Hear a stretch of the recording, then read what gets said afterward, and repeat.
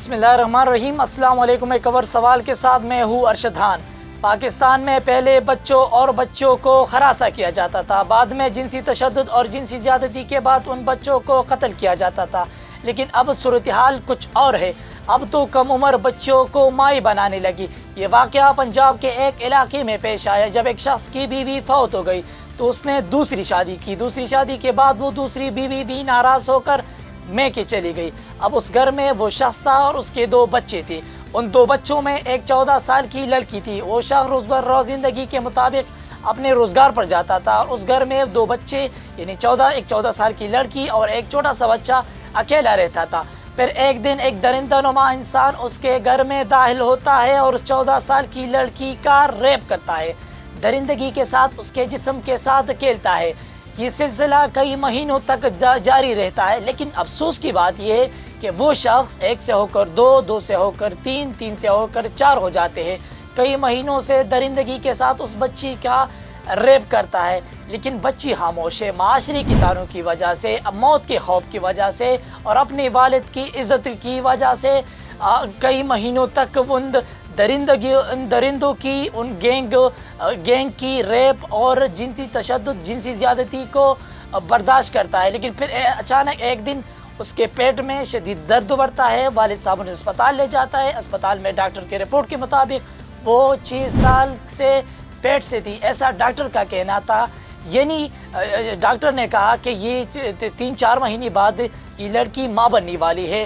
اس جملے کے سننے کے بعد اس کے والد نے ڈاکٹر سے اس بچی کی ابورشن کا بھیک مانگنے لگا، لیکن ڈاکٹر مسلسل انکار کرتے رہے اور بالآخر کچھ ایسا ہی ہوا کہ 3-4 مہینے بعد وہ 14 سال کی لڑکی ماں بن گئی۔ اب وہ 14 سال کی لڑکی جس کی گود میں ایک بچہ بھی تھا، وہ بچہ نہ بظاہر تو کچھ بول سکتا تھا نہ سمجھ سکتا تھا، لیکن اندر سے ایک آواز چیخ کر پکار رہا تھا کہ کہا ہے میرا والد صاحب، میرا کیا حیثیت ہے اس معاشرے میں اور میرا کیا حیثیت اور مستقبل رہے گا اس معاشرے میں۔ یہ بچی اب چیخ کر اس معاشرے، اس عدالت اور اس عوام سے یہ سوالات پوچھ رہے تھے۔ لیکن یہ پاکستان میں پہلا واقعہ نہیں تھا جس میں ایک لڑکی کے ساتھ یا بچوں کے ساتھ یا بچیوں کے ساتھ زیادتی ہوتی رہی۔ پاکستان میں اس سے پہلے بھی کئی بچوں اور بچیوں کے ساتھ جنسی زیادتی اور جنسی تشدد ہوتا رہا، جس پر ہم نے پہلے بھی پروگرام کیا تھا۔ اس پروگرام میں ہم نے آپ کو بتایا تھا کہ ایسے واقعات کس علاقے، کس صوبے میں زیادہ رپورٹ ہوتے ہیں، کس قسم کے بچوں کے ساتھ چائلڈ ابیوزنگ کے کیسز زیادہ پیش آتے ہیں اور ایسے کون سے لوگ ہوتے ہیں، ایسے کون سے درندے نما انسان ہوتے ہیں جو اپنے جنسی تشدد، جنسی خواہشات کو پورا کرنے کے لیے دوسروں کا استعمال کرتے ہیں، خواتین پر تشدد کرتے ہیں، خواتین کی عزت کو پامال کرتے ہیں۔ اس پروگرام میں ہم نے فیکٹس فگر اور تحقیق اور ریسرچ کے ساتھ بات کی تھی۔ پہلے آپ کو اس پروگرام کا ایک جھلک بھی دکھاتے ہیں۔ پہلے ریپ کیس تھا، دین زینب انسیڈنٹ اسپیشلی اس نے پورے پاکستان میں لوگوں کو جو ہے وہ تھوڑا سا ایکٹیو کیا۔ ریسنٹ کیسز جو چائلڈ ابیوز کے ہیں وہ پنجاب سے رپورٹ ہوئی ہیں۔ سندھ سے ہمارے پاس فگر جو ہے دیٹ از 25%، کے پی سے 3% ہے، اینڈ بلوچستان جو ہے اس میں 2% ہے۔ 2.1% کیسز جو ہے that have been reported from Azad Jammu and Kashmir. آج کل جو موبائل فون یا ہمارے پاس 3G 4G اویلیبل ہے، اس میں تھوڑا سا اگر آپ اپنے بچوں کو یا اس طرح ان چیک چھوڑ دے تو وہ تھوڑے سے ولگر چیزوں کے سامنے زیادہ ایکسپوزڈ ہوتی ہے۔ 2007 سے 2011 تک 193 اس طرح کے کیسز ہیں جن کو آفٹر ایبیوزنگ ان کو قتل کیا گیا۔ جو انوالوڈ ہوتے ہیں اور سم ٹائمس دے آر بڑے اسٹرانگ لوگ ہوتے ہیں، جن کے بڑے اپروچز ہوتے ہیں پولیس کے ساتھ، انفلوئنشل لوگ ہوتے ہیں، تو وہ بھی آپ کو بڑی دھمکیاں دیتے ہیں کہ آج تو ایک بیٹی کے ساتھ کیا ہے، کل دوسری کے ساتھ بھی کریں گے اگر آپ نے رپورٹ کیا یا اگر آپ نے ہمارے نام لیے۔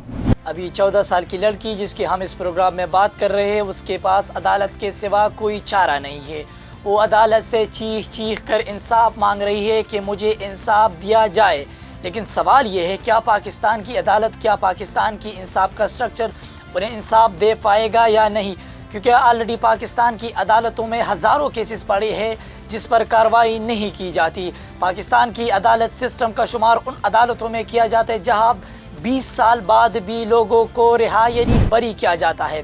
اب اہم سوال یہ ہے کیا پاکستان کی عدالت کی سسٹم انہیں انصاف دے پائے گی یا نہیں، کیونکہ پاکستان کی عدالت کا سسٹم اور انصاف کا سسٹم یورپین کنٹری اور باہر کی ممالک سے بہت الگ ہے۔ وہاں پر عام شہریوں کو، غریب عوام کو، لاچار عوام کو جس طرح انصاف دیا جاتا ہے اس طرح پاکستان میں عوام کے ساتھ سلوک عدالتوں میں نہیں کیا جاتا۔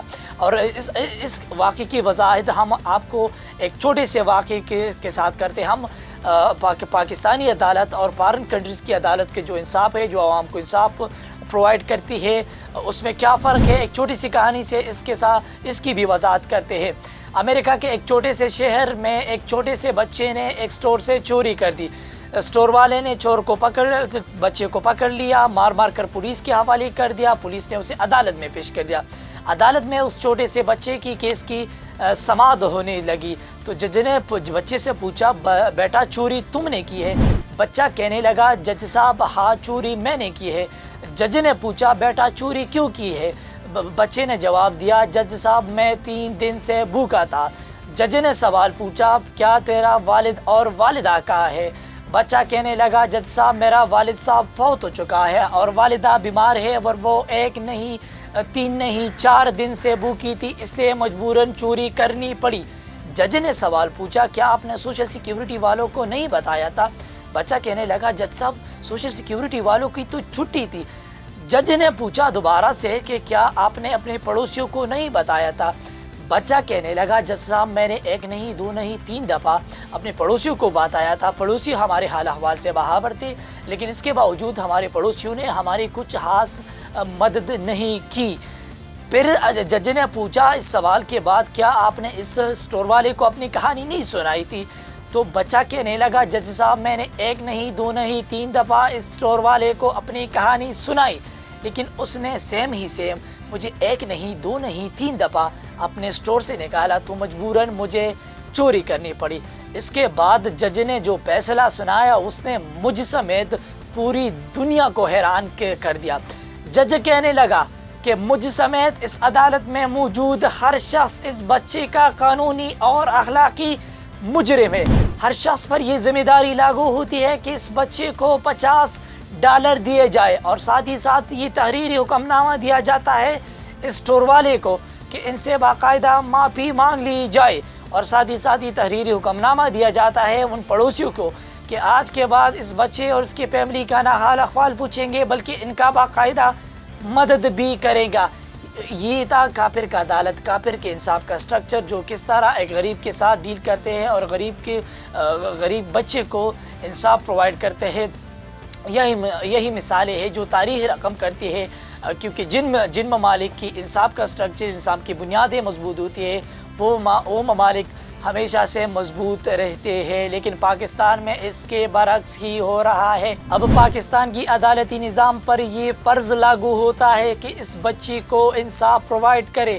ان لوگوں کا DNA ٹیسٹ کیا جائے جن لوگوں نے 14 سال کی لڑکی کے ساتھ زیادتی کی ہے، جنسی تشدد اور درندگی کے ساتھ اس 14 سال کی لڑکی کا ریپ کیا ہے، ان کا DNA ٹیسٹ کیا جائے اور میچ کیا جائے کہ یہ بچہ کس کا ہے۔ باقاعدہ اس شخص کے ساتھ اس 14 سال کی لڑکی کا شادی کی جائے اور ساتھ ہی تحریری حکم نامہ بھی جاری کیا جائے کہ اب اسے اپنی حقیقی بیوی کی طرح خیال رکھیں گے اور ان کی زندگی کی تمام تر ضروریات کو پورا کریں گے۔ اب اہم سوال یہ ہے، بات کرتے ہیں کہ پاکستان میں روز بروز گلی کوچوں، بازاروں، دکانوں اور مسجدوں اور سکولوں میں بچوں کو ہراساں کیا جاتا ہے، جنسی تشدد کا نشانہ بنایا جاتا ہے۔ روز بروز اس کیسز میں اضافہ ہوتا ہے، لیکن اہم سوال یہ ہے کہ ہماری میڈیا، ہماری عدالت کی نظام، میڈیا جو سوشل آرگنائزیشن ہے، جو چائلڈ پروٹیکشن کی آرگنائزیشن ہے، وہ آرگنائزیشن جو خواتین کے پروٹیکشن کے لیے کام کرتی ہے، وہ اس مسئلے کی روک تھام میں کیا کردار ادا کر رہے ہیں کہ ان سب کو چاہیے اور ہم سب پر یہ ذمہ داری لاگو ہوتی ہے کہ ہم اس مسئلے کی روک تھام میں ہم کردار ادا کریں، کیونکہ پاکستان میں یہ مسئلہ روز بروز سنگین ہوتا جا رہا ہے۔ کیونکہ ہم اپنے بچوں اور بچوں کو گھروں سے باہر نہیں بھیج سکتے، نہ کسی تعلیمی ادارے میں بھیج سکتے ہیں، نہ کسی پارکس میں بھیج سکتے ہیں، نہ کسی دوسری سیر و تفریح کے لیے بھیج سکتے ہیں، اور نہ کسی دوسری تعلیمی اداروں میں بھیج سکتے ہیں۔ اگر کسی جگہ پر بھیج بھی سکتے ہیں تو ہمارے دلوں میں، ہمارے ذہنوں میں وہ خوف جاری رہتا ہے، کیونکہ اب تو پاکستان میں روز بروز ان کیسز میں اضافہ ہوتا جا رہا ہے، تو کیسے ہم اس معاشرے کی درندوں پر یقین کر سکتے ہیں؟ اسی کے ساتھ اجازت دیجیے، اللہ حافظ۔